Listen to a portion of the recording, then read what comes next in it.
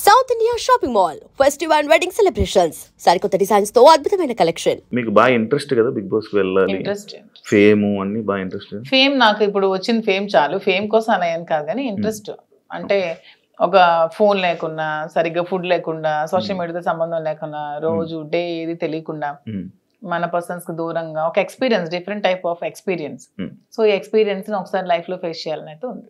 అంటే నార్మల్గా మీ ఇంటర్వ్యూస్లో కానీ మీరు కానీ మీ రాజా గారు కానీ ఇంటర్వ్యూస్ ఇచ్చేటప్పుడు ఒకరు వదిలి ఒక్క నిమిషం కూడా ఉండలేను అన్నట్టు మీరు చాలా ఇంటర్వ్యూస్లో చెప్పడం జరిగింది కదా. అని మీరు వెళ్ళి మీరు రాజాగారితో మాట్లాడకుండా ఆయనతో కష్టమేమో. చాలా కష్టమే, ఇది నా వీకెస్ట్. అసలు చాలా మూమెంట్ తలుచుకుంటేనే నాకు చాలా బాధ అనిపిస్తుంది. ఎందుకంటే శ్రీనివాస్ గారిని వదిలి నేను ఇన్ని రోజులు ఒక రోజు కూడా దూరంగా లేను, తను కూడా చూసుకోవడానికి ఎవరు లేరు నేను తప్పితే. సో ఇవన్నీ కొంచెం కష్టమే, అందుకనే ముందు నేను వెళ్ళలేదు.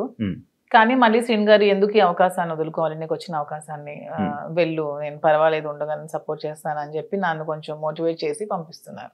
అంటే చాలా మంది కంటెస్టెంట్లు నేను చూసాను అనమాట ఎవ్రీ సీజన్. లోపల అంటే బయట బాగానే స్ట్రాంగ్గా ఉన్నారు అంటారు, లోపలికి వెళ్ళంగానే ఎమోషనల్గా డౌన్ అయిపోయి అయ్యో మన రాజా గారిని మిస్ అయిపోతున్నాను అని చెప్పడం కానీ, లేకపోతే మా పేరెంట్స్ని మిస్ అయిపోతున్నాను, నాకు కావాల్సిన వాళ్ళు మిస్ అయిపోతున్నాను అని చెప్పి ఎమోషన్ అవ్వడం జరుగుతూ ఉంటుంది. అది కొన్నిసార్లు సింపతి అని చెప్పి కూడా బయట పోటరీ అవుతుంటుంది. లైక్ అలా మీరేమైనా మిస్ అయ్యి దీని గురించి ఎమోషనల్గా ఏడవడం అలాంటివి ఏమైనా జరుగుతాయా? అలా ఏం లేదు. సింపతి, ఎమోషన్ అంటే ఏదైనా ఒక మూమెంట్లో మనం గుర్తొస్తే బాధపడవచ్చు, కానీ ఆ మూమెంట్ వల్ల గేమ్ డిస్టర్బ్ చేసుకొని ఆ మూమెంట్ వల్ల మనం వెళ్ళిన మోటివ్ మర్చిపోతే వెళ్ళడం కూడా వేస్ట్. బ్యాలెన్స్ చేసుకోవాలి, ఎమోషన్ ని బ్యాలెన్స్ చేసుకుంటూ గేమ్ ఆడాలి. అదే కదా మరి రియాలిటీ షో బిగ్ బాస్. ఇక్కడ మీతో మాట్లాడుతుంది చాలా స్ట్రాంగ్గా, వెల్ ప్రిపేర్డ్గా, లైక్ ఇలా ఉండాలి అన్నట్టు ఉన్నది. మీతో ఏమి ప్లాన్ చేసుకున్నారా? అది ఏం ప్లాన్ చేసుకోవాలి పోనీ మీరు చెప్పండి, మీరు ఒక బిగ్ బాస్ కంటెస్టెంట్ కదా, ఏం ప్లాన్ చేయాలి? మీకు బేసిక్ గా ఆ ప్లానింగ్స్ ఏమి ఉంటాయి నాకు తెలియదు. అంటే రియాలిటీ షోలో రియలిస్టిక్ గా ఉండాలని నేను అనుకుంటున్నాను. ప్లానింగ్స్ ఏమైనా ఉంటే టిప్స్ చెప్పండి. టిప్స్ చెప్పడం కదా, అంటే స్టార్టింగ్ వెళ్ళే కంటెస్టెంట్లకి వాళ్ళకి ఏం తెలియదు, ఎవరు వస్తున్నారు ఏంటి, వాళ్ళ క్యారెక్టర్ ఏంటి, వాళ్ళు ఎలా బిహేవ్ చేయబోతున్నారు ఏంటి అనేది మనకు ఒక ఐడియా ఉంటుంది. కాకపోతే వైల్డ్ కార్డ్ వాళ్ళకి ఒక ప్లస్ పాయింట్ ఉన్నది. అంటే ఏ కంటెస్టెంట్ ఎలా ఆడబోతున్నాడు, ఏ కంటెస్టెంట్ ఎలా ఆలోచించబోతున్నాడు, వాడు ఏం చేయబోతున్నాడు, వాడి స్టెప్స్ ఏంటి అనేది మనకు ముందే ఒక ఐడియా ఉంటుంది. అంటే మీరు మొత్తం చూసారా ఈ 4 weeks? నేను మొత్తం చూడలేదు, అప్పుడప్పుడు చూస్తున్నాను. వాళ్ళకి ఎలా తెలియదో మాకు కూడా వాళ్ళు ఎలాగో తెలియదు. నాకు వాళ్ళ పేర్లు ఇప్పుడు తెలుసు అంతే, అంతకుమించి నాకు తెలియదు. అందులో మాస్కులతో ఆడినప్పుడు వాళ్ళు ఎప్పుడు ఎలా మారుతారో కూడా ఎవరికి తెలియదు. ఈ రోజు ఇలా ఉండొచ్చు, రేపొద్దున ఇంకొకలా ఉండొచ్చు. ఒక రోజు ఒకలా గేమ్ ప్లాన్ ఉంటుంది వాళ్ళు, ఇంకో రోజు ఇంకోలా ఉంటుంది. సో ఆ స్ట్రాటజీ కూడా కంప్లీట్ గా మనకు తెలియదు, తెలుస్తుంది అనేది అపోహ అంతే కదా. ఈ రోజు మీ గేమ్ ప్లాన్ ఒకలా వాళ్ళు ప్లాన్ చేసుకోవచ్చు, నెక్స్ట్ మూమెంట్ కి వాళ్ళు మారొచ్చు, ఇలా కాదు నేను ఇంకోలా ఆడాలని మారొచ్చు. సో ఒకే స్ట్రాటజీ మెయింటైన్ అవ్వదు కదా. అంటే లైక్ మాస్క్లు అని చెప్పి అన్నారు కాబట్టి ఎవరైనా మాస్క్ పెట్టుకుని ఆడుతున్నట్టు అనిపిస్తుంది, అందరూ ఆడుతున్నట్టు అనిపిస్తుంది, ఎవరు జెన్యున్ లేదని అనిపిస్తుంది. మీరు వెళ్ళాక మిమ్మల్ని కూడా మాధురి గారు ఎందుకో మాస్క్ వేసుకొని ఆడుతున్నారు అని అంటే మీరేం? నేను వచ్చాక క్వశ్చన్ చేస్తే ఆన్సర్ నేను చెప్తాను, మీకు అలా అనిపిస్తే. నేను వెళ్ళిన తర్వాత మీకు నేను ఏమైనా మాస్క్ వేసుకున్నట్టు అనిపిస్తే, వచ్చిన తర్వాత మీరు ఇదే క్వశ్చన్ మీకు ఉంటే అప్పుడు ఆన్సర్ చేస్తాను. మిమ్మల్ని ఎప్పుడు ఇంటర్వ్యూలో తప్ప బయట మీ గురించి తెలియదు, మీ ఎమోషన్స్ గురించి తెలియదు. ఎలాంటి విషయాల్లో మీరు కోపడుతుంటారు, ఎలాంటి విషయాల్లో మీరు ఎమోషనల్గా డౌన్ అవుతుంటారు? నాకు చాలా విపరీతమైన కోపం వస్తుంది యాక్చువల్గా, చాలా అంటే చాలా కోపం. అసలు ఆ కోపాన్ని ముందు ఎలాగా అంచుకోవడానికి నేను ఒక ప్లాట్ఫామ్ అనుకుంటున్నాను. శ్రీనివాస్ గారు చాలా చెప్తున్నారు, చెప్పి పంపిస్తున్నారు. చాలా కోపం, అక్కడ ఏదైనా ఒక అన్యాయం జరుగుతుంది, అక్కడ తప్పు జరుగుతోంది, అది బాగాలేదు, అలా చేయకూడదు వాళ్ళ అనే మూమెంట్ నాకు అనిపించినప్పుడు నాకు చాలా అసలు ట్రిగ్గర్ అయిపోతాను, చాలా కోపం వచ్చేస్తుంది. అంటే ఎవరైనా ట్రిగ్గర్ చేసి ఈజీ, అది మీ వీక్నెస్ కదా. నేను ఎవరైనా ట్రిగ్గర్ చేస్తే ట్రిగ్గర్ అవ్వను, నాకు అది నచ్చకపోతే ట్రిగ్గర్ అవుతాను. అదే మీకు నచ్చని పనులు ఎవరో చేస్తారు, మరి అది వీక్నెస్ అవుతుంది కదా, అలా ప్రతిసారి ట్రిగ్గర్ అయిపోతుంది. ట్రిగ్గర్ అయ్యి వాళ్ళకి చెప్తాను, అది చేయకూడదు, మీరు ఇలా చేయండి, ఇది కరెక్ట్ కాదు, కరెక్ట్ చేసుకోండి అని చెప్తాను. వింటే ఓకే, వినకపోతే ఇంకా వాళ్ళ ఇష్టం. అండ్ ఇంకొకటి, చాలా మంది సీజన్స్లో అంటే మీ ఏజ్ కేటగిరీ గ్రూప్ ఉన్న పీపుల్ ఫాస్ట్గా ఎలిమినేట్ అయిపోయి వచ్చేసే ఛాన్సెస్ ఎక్కువ అనమాట. అది కాకుండా వైల్డ్ కార్డ్స్ కూడా లోపలికి వెళ్ళిన వెంటనే ప్రతిసారి అంటే ఎందుకు ఎక్కువ రోజులు సస్టైన్ అవ్వలేము, లోపల ఉండలేము అని బయటకు వచ్చేసే కంటే ఆ భయంతో ఎందుకు యాక్సెప్ట్ చేయడం, ఫస్ట్ వెళ్తే బాగుంది కదా అని అనిపించలేదా? అలా ఏం లేదు.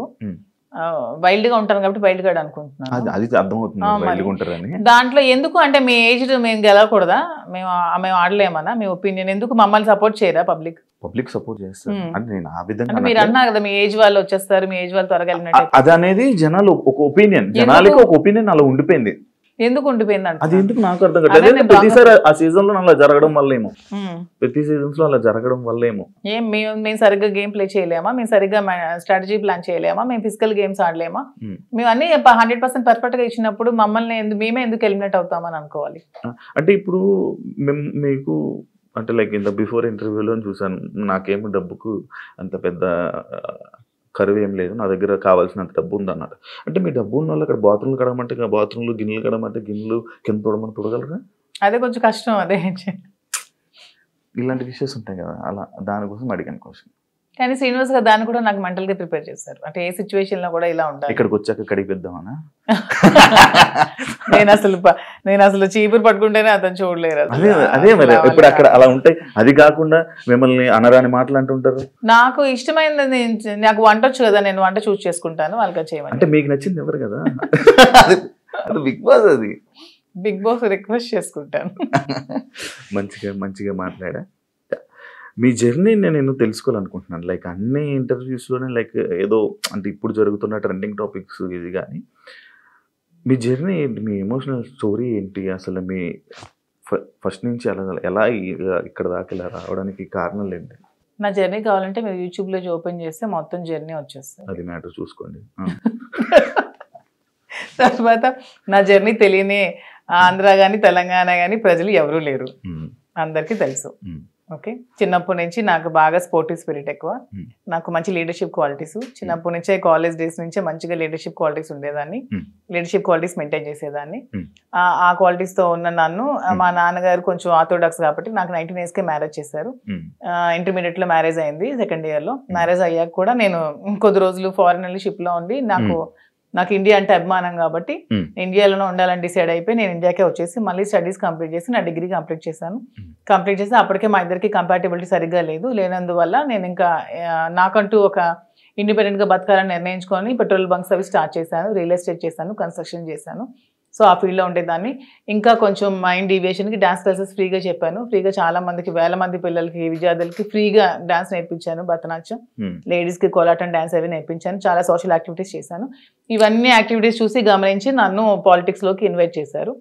ఇన్వైట్ చేశాక పాలిటిక్స్లో కూడా చాలా యాక్టివ్గా పార్టిసిపేట్ చేశాను. బాగా తిరిగేదాన్ని, బాగా ప్రజలతో ఇంకా కొంచెం మమేకమై తిరిగినప్పుడు నాకు వస్తున్న ఫేమ్ని, నా పడుగుతున్న గ్రాఫ్ని తట్టుకోలేక నా పార్టీలో ఉన్న చాలా మంది నన్ను తొక్కాలని చూశారు. ఆ సిచ్యువేషన్లోనే చాలా నన్ను బ్యాట్ చేయాలని ట్రై చేశారు. ట్రై చేసినప్పుడు నా పరిస్థితులు కూడా బాగాలేనందువల్ల, నేను దూరంగా ఉండడం వల్ల, శ్రీనివాస్ గారు కూడా ఇదే సిచ్యువేషన్లో దూరంగా ఉండడం వల్ల మా ఇద్దరం ఒకటై పెళ్లి చేసుకుందాం, తర్వాత లైఫ్ లీడ్ చేస్తాం, తర్వాత బిజినెస్ పెట్టాం, చాలా మందికి జాబ్స్ ఇస్తున్నాం, చాలా మందికి ఫుడ్ పెడుతున్నాం, లైఫ్ లీడ్ చేస్తాం. ఇది నా స్టోరీ. ఇంత ఫాస్ట్ ఎందుకంటే స్లో మరి ఇంకా